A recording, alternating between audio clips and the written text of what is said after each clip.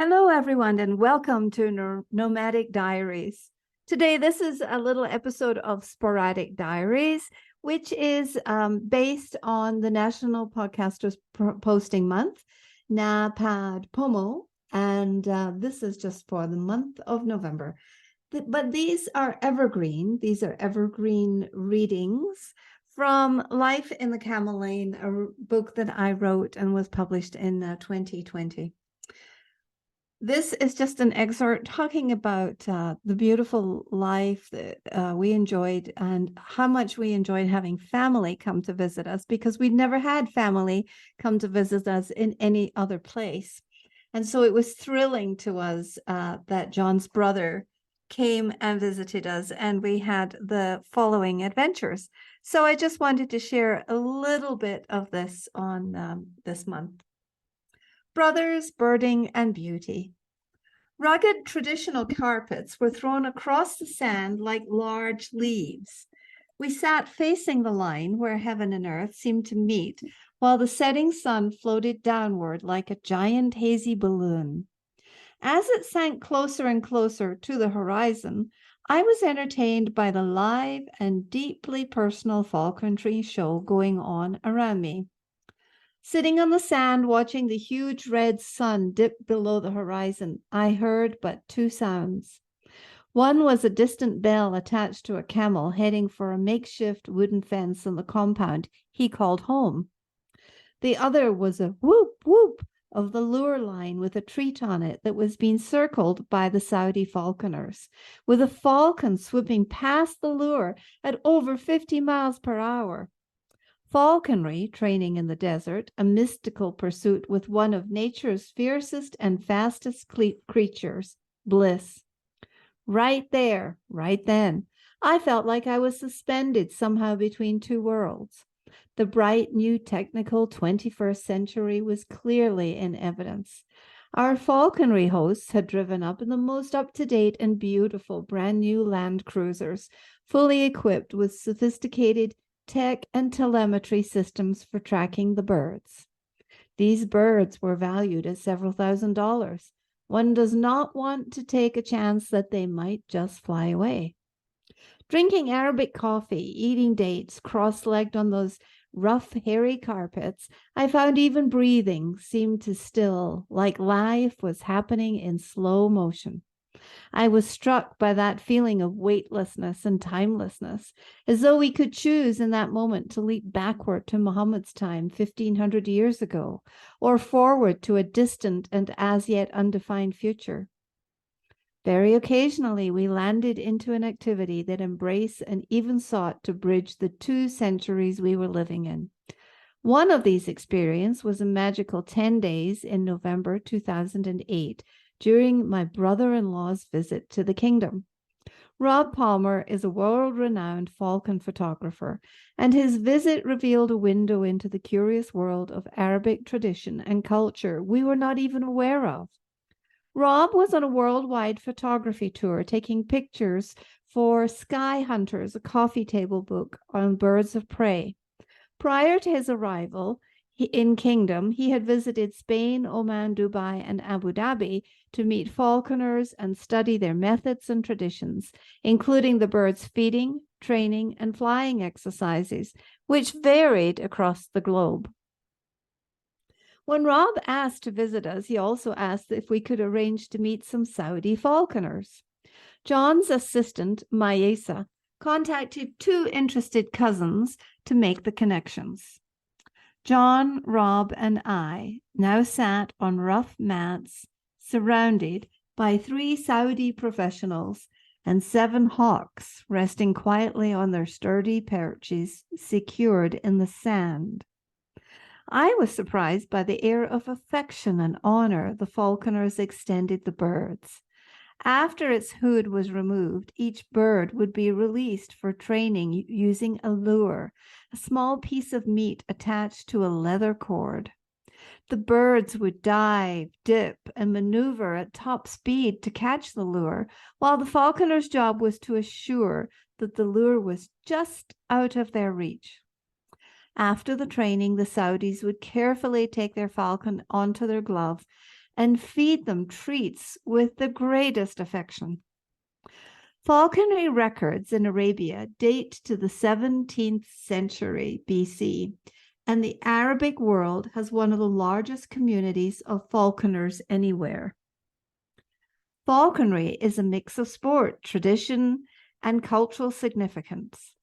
Many falconers are trained at a young age to handle the birds, and they grow up in families who camp, fly their birds, and spend the remainder of the day reciting their stories.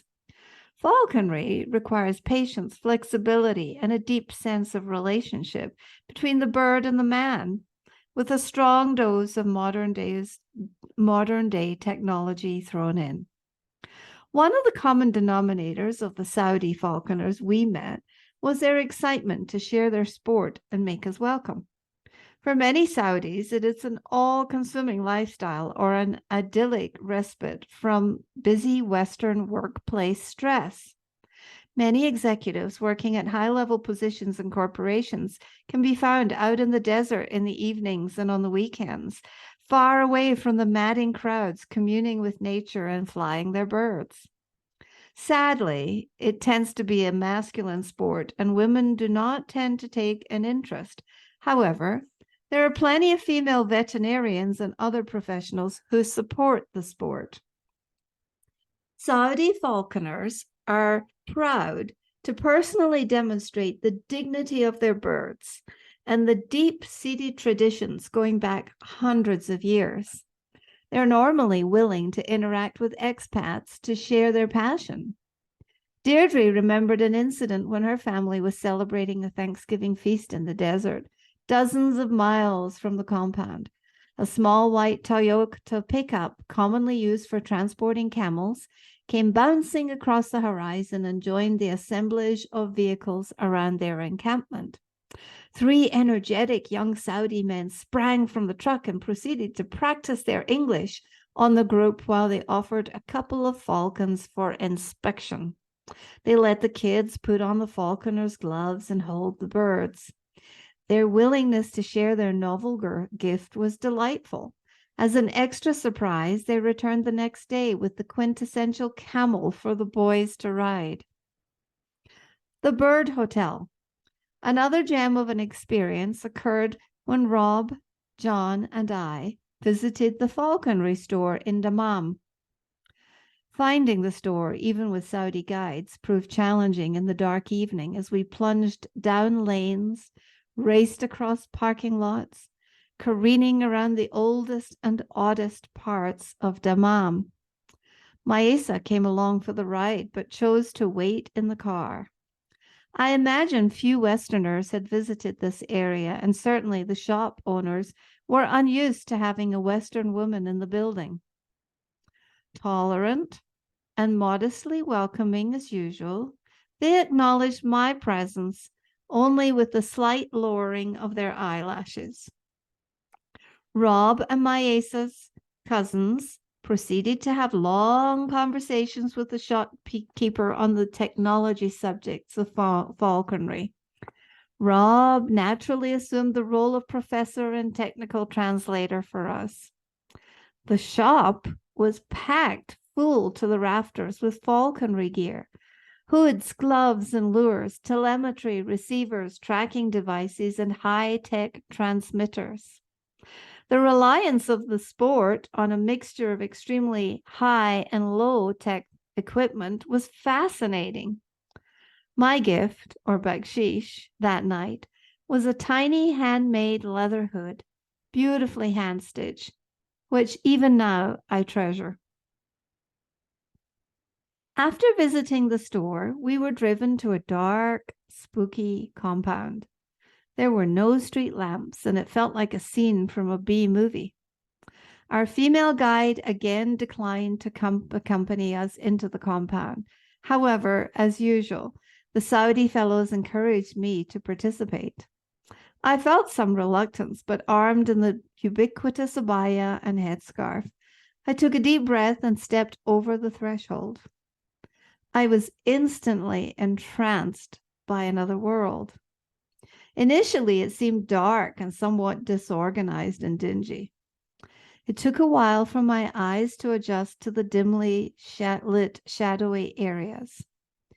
Inside, there were a couple of nondescript makeshift buildings with an open-air majlis dotted with low, upholstered sofas in traditional Saudi fabric, well-worn and lumpy-looking. 5 large and heavily bearded Saudi men lounged around smoking a hookah, their mumblings muted yet constant. Our host, leading the way, had prepared them in Arabic for a visit from several Westerners. Of course, there was much alhamdulillahing and preliminary explanations as to the reason for our visit and who exactly were Rob and John. I, of course, was just there as a witness or an afterthought.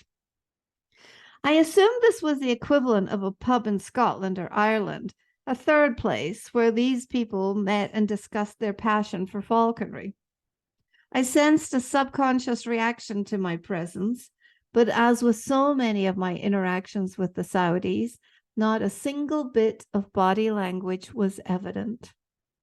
They barely glanced darkly at me, then continued their conversation, smoking the hookah pipes by their sides. I was to be tolerated, not welcomed, at least not yet. They were not going to challenge my pleasant presence into what felt like an inner sanctum. We moved to an adjacent building where approximately 30 hooded, molting birds were tethered to perches in the middle of an enormous sandbox. The birds had been tethered there for approximately 4 months during the summer, while their feathers grew back in preparation for the upcoming flying season. Most evenings, their owners would check on the birds, tell war stories about their conquests, and catch up with local falconry gossip.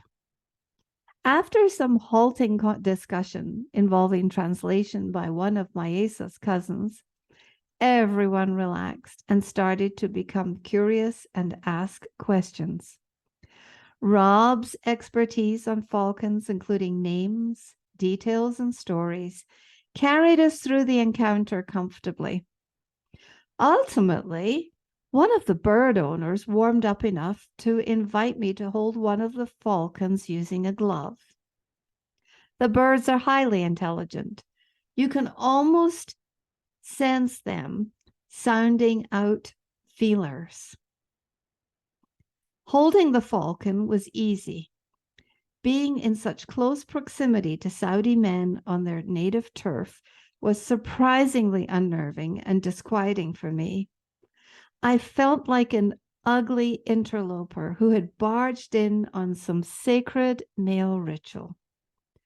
This was one of the very few moments that I can recall feeling deeply foreign and alien. I had lived in the kingdom for 14 years at this point, yet in a sense, the country was growing and becoming an even bigger mystery. What other hidden depths would be revealed to me before I departed?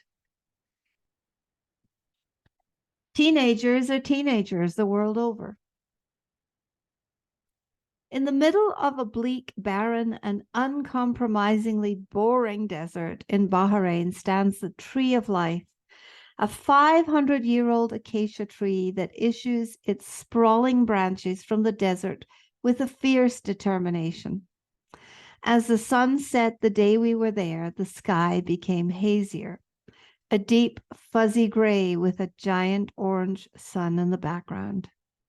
Rob, John, and I met a local man there who told us there were several Bahraini teenagers flying their falcons nearby. We changed directions, quickly pulled up to a ragtag group of all shapes and sizes. Most of them were proudly clutching their falcons and prattling away in Arabic. After we greeted them, Rob waded into their midst and quickly became the established expert. With no Arabic at all, Rob helped them identify their falcons. They laughed and asked questions in Arabic for a while. I was fascinated to watch a common passion become the bridge for a boisterous conversation and cross-cultural meeting. This was a terrific conclusion to a great week of immersion and exposure to the mystery of falconry and its significance in Arabia. We loved Robert's visit. It made the place more real. Time spent with falconers of all ages had opened our eyes to reveal one of the great wonders of this magnificent country, so carefully hidden in plain sight. Being exposed to the raw nature of ancient Saudi was a tonic to the expat malaise that constantly threatened to descend. We were treated to several copies of Sky Hunters the following year. Half of the book's photos were taken by Rob, and about 10 of them were taken during his time with us. I'd just like to say that that was an absolutely magical experience, going out in the desert 3 or 4 times, watching the sunset on the horizon. I can still smell the smell and the sound of just the bird's wings and the lure and the whooping of the lure. It was such an impressionable experiences. And I think that we have to take the time to remember and reflect on these experiences because they can become deeply transformational for us.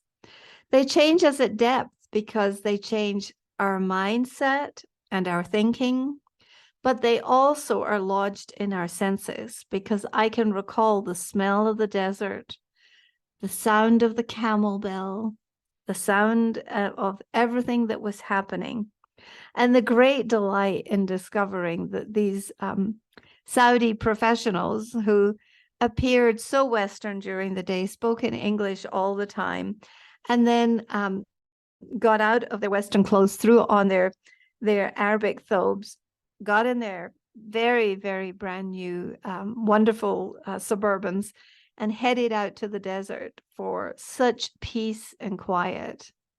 And I wondered where the women went for the equivalent of that. Of course, they had large families. They were extremely tribal. They moved together, lived together, frequently had compounds where several families lived together. And I have to say, it was such a joy to see the inside of that falconry tradition. So just for today, we would like to say thank you for bringing your ears to listen to this episode. We hope that you have enjoyed it and it gave you a wee bit of insight into life in the Camel Lane. And thank you for listening to Nomadic Diaries. Please share, like, subscribe, and we appreciate any reviews. But wherever you are, we hope that the secrets of international travel are landing well and that you are having a wonderful day. Thank you. This is Doreen saying Ma Salama, which is cheerio, goodbye in Arabic.